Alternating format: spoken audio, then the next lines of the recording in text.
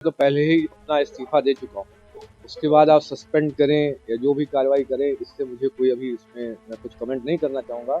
ब्राह्मण पागल हो गया है। इसी एक बात से सिटी मजिस्ट्रेट अलंकार अग्निहोत्री और प्रशासन के बीच टकराव की कहानी शुरू होती है। इतना ही नहीं, अलंकार अग्निहोत्री ने प्रशासन का निलंबन का आदेश नहीं माना और साफ कहा कि वो पहले ही अपना इस्तीफा दे चुके हैं, इसीलिए निलंबन का कोई मतलब नहीं है। सिटी मजिस्ट्रेट अलंकार अग्निहोत्री ने कहा कि उन पर एक फोन कॉल के जरिए दबाव बनाया गया। इसी कॉल में कहा गया कि ब्राह्मण पागल हो गया है। अग्निहोत्री ने इस बयान को गंभीर बताते हुए इसकी जांच की मांग की है। उन्होंने प्रधानमंत्री नरेंद्र मोदी से एसआईटी गठित करने की मांग की और कहा कि वो जिलाधिकारी से भी पूछेंगे कि आखिर वो कॉल किसकी तरफ से आई थी। उन्होंने दोहराया कि वो पहले ही इस्तीफा दे चुके हैं, इसलिए निलंबन का तो सवाल ही नहीं उठता। जैसा कि आप विदित है, मैं तो पहले ही अपना इस्तीफा दे चुका हूँ। उसके बाद आप सस्पेंड करें या जो भी कार्रवाई करें, इससे मुझे कोई अभी इसमें मैं कुछ कमेंट नहीं करना चाहूंगा। मेरा तो बस क्वेश्चन ये है, जो कल रात की जो घटना हुई, कल जब हम लोग जो डीएम आवास में, जिलाधिकारी महोदय के आवास में गए थे, तो जो कल के जो दुर्भाग्यपूर्ण घटना हुई थी, जिसमें कि कोई जो जिलाधिकारी महोदय से जो फोन पे एक व्यक्ति वार्ता कर रहा था और स्पीकर फोन पे जो हम सब लोगों ने सुन लिया, ये जो स्टेटमेंट था, पागल हो गया है, इसको रात भर बिठा कर पागल हो गया। जो स्टेटमेंट जब ये पूरा जो आप लोगों ने जब पूरे राज्य भर में जब ये सूचना पूरे 3-4 और राज्यों में पहुंची, तो अलग अलग जिलों से कॉल आए और उन्होंने जो जितने भी हमारे सवर्ण समाज के संगठन है, उन्होंने भी बहुत इसमें समर्थन दिया और जितने ब्राह्मण जो संगठन है, उन्होंने भी जो इस पे आपत्ति दर्ज कराई। उन्होंने यही बोला है, कल आप जाके जो है जिलाधिकारी महोदय के कार्यालय में आप जाइए और वहाँ उनसे पूछिए कि क्यों ये और कौन वो व्यक्ति था। ये मैं आपके माध्यम से भी आग्रह करूंगा कि मीडिया की टीम जो उनसे पूछे कि जो कल जो कौन से इनको कॉल आए थे, जिस पागल हो गया है, ये कौन व्यक्ति ऐसा बोल रहा था। तो इसलिए अभी हम लोग थोड़ी देर में ही जिलाधिकारी कार्यालय में जाएंगे और वहाँ पे अपना जो भी वहाँ पे अपना पक्ष है अपना बोलेंगे कि आप बताइए, आपके माध्यम से हम पूछेंगे। शामली नहीं जाए, शामली जाने का कोई वक्त नहीं है, वो नहीं है हमें। तो वैसे भी मैं जब रिजाइन कर चुका हूँ, तो एक तरीके से जो जो उनकी कल जो साजिश थी उसका भंडाफोड़ हो गया।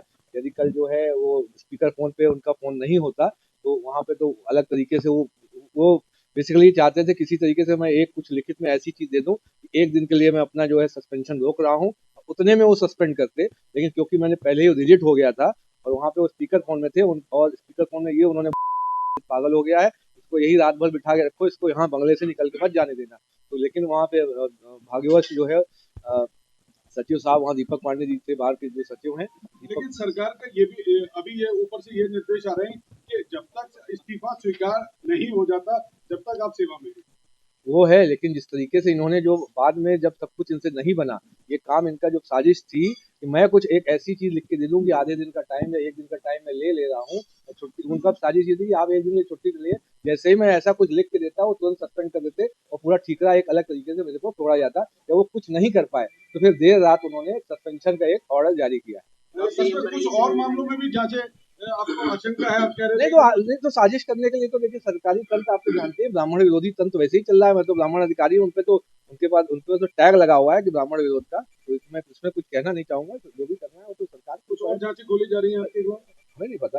आप क्या कदम होगा आगे? अभी तो फिलहाल जो जिलाधिकारी महोदय के कार्यालय में जाएंगे और वहाँ पे पूछेंगे जिलाधिकारी महोदय से, आपके माध्यम से भी पूछेंगे। आपको भी पूछना चाहिए कि ये कौन सा कॉल आया था जिसमें जो बोल रहा था व्यक्ति उधर कौन था। जिलाधिकारी महोदय स्वयं बताएं, पागल हो गया है। सरकारी आवास खाली भी करेंगे अभी आप? नहीं सर, आवाज देखिए ज्यादा खाली हो चुका है अभी बैठने, क्योंकि आप सब लोग आ रहे हैं तो मैं इसलिए बड़ी कुर्सियां कुछ रखी हुई है, बाकी ज्यादातर चीजें तो यहाँ से हट गई। एक सवाल और है आखिरी, कल हम लोगों ने एडीएम जुडिशियल से बात की थी देशा से, उनका ऑन रिकॉर्ड ये कहना है कि इस तरीके की कोई वार्ता नहीं हुई। वो तो सभी लोग बोलेंगे, क्योंकि जब उनके जो मैं तो इसी आप तो कह रहा हूँ ना, कॉल ट्रेस कराइए ना, ये तो जांच का विषय है, एसआईटी का विषय है कि वो कॉल किसका था। जब मैं आपको बोल रहा हूँ कॉल आया है जिलाधिकारी महोदय के जो फोन नंबर पे, आप चेक कराइए। ऐसे थोड़ी वो तो रहेंगे, वो तो तंत्र के अभी हिस्सा है। वो तो वहां से जो उनके आका जो बोलेंगे, जो जिलाधिकारी महोदय बोलेंगे, वही बात बोलेंगे। सब तो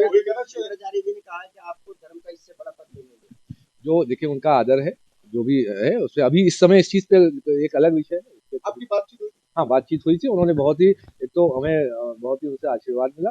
उन्होंने बोला कि जो सनातन के लिए जो आपने जो खासकर जो यहाँ घटनाएं हुई थी, जो उसके लिए आपने जो ये बात रखी, उसके लिए बहुत प्रशंसा। एक सवाल और है, अगर ये इस्तीफा स्वीकार नहीं होता है और आपको बाध्य होते हैं तब आप क्या नहीं, इसमें तो देखिए ये एक संवैधानिक अधिकार है, आप जबरदस्ती किसी के हाथ से कोई काम नहीं करवाया जा सकता। इसके लिए हमारी माननीय हाई कोर्ट है, माननीय सुप्रीम कोर्ट है, हम लोग अपना पूरा पक्ष जो है न्यायिक पक्ष अपना जो हमारा है हम रखेंगे। मतलब ज्वाइन नहीं करेंगे? नहीं ज्वाइन की अब देखिए, अब हम तंत्र का हिस्सा नहीं है, हमने रिजाइन दे दिया। अब हाँ, इस्तीफा स्वीकार करना या ना करना उनकी जिम्मेदारी है। अब वो अपनी किसी खिसियाहट के तहत यदि वो हमें जो सस्पेंशन का लेटर जो देर रात जारी किया गया है तो उस पर हम लोग अपना पक्ष रखेंगे। हमारे पास अभी न्याय का जो है मंदिर है, माननीय न्यायालय है, माननीय जो हाई कोर्ट है और माननीय सुप्रीम कोर्ट है, उस पर अपना कुछ कहना चाहेंगे? देखिए, मैं किसी से भी व्यक्तिगत नहीं, कुछ मेरा है नहीं, मैं किसी से व्यक्तिगत कुछ नहीं है। मैं तो आप बोल रहा हूँ कि एक पर्टिकुलर जो विचारधारा है, जब ब्राह्मण विरोध की विचारधारा जो पूरे प्रदेश में है, तो इतना ही कहना चाहूँगा। योगी जी या गृह मंत्री जी से कुछ नहीं, किसी प्रधानमंत्री जी नहीं, प्रधानमंत्री जी से तो मैंने आग्रह किया है, क्योंकि जिस तरीके से जो कल घटना हुई तो मैं तो चाहता हूं कि स्वयं प्रधानमंत्री जी कोई एसआईटी गठित करें, क्योंकि जब राज्य का तंत्र फेल हो रहा है तो प्रधानमंत्री जी मोदी जी को स्वयं एक एसआईटी गठित करनी चाहिए कि जो इस तरीके से कोई व्यक्ति अगर जो जिलाधिकारी महोदय से कोई बात कर रहा है तो पहले तो वो व्यक्ति का जो चेहरा पहचान उजागर होनी चाहिए, जिसने ये जिलाधिकारी महोदय को ये बोला कि पागल हो गया है।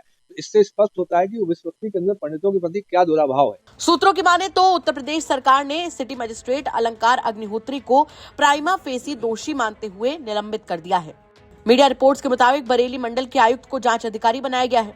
दावे तो यहाँ तक किए जा रहे हैं कि जांच पूरी होने तक उन्हें शामली डीएम कार्यालय से अटैच किया गया है। बताया गया कि पीसीएस 2019 बैच के अधिकारी अलंकार अग्निहोत्री ने राज्यपाल और बरेली के जिलाधिकारी अविनाश सिंह को ईमेल के जरिए अपना इस्तीफा भेजा था। उन्होंने सरकारी नीतियों, खासकर यूजीसी के नए नियमों को लेकर नाराजगी जताई थी।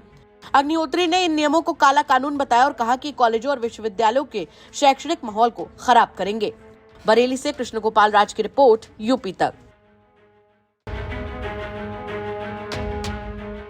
तो लखनऊ यूनिवर्सिटी में जो आपका छात्र जीवन था वो कैसा था? क्योंकि कहा गया कि अभय सिंह भी आपके आसपास के ही थे। नहीं, तब तक तो हम लोगों के संबंध थे और हमसे एक वर्ष पहले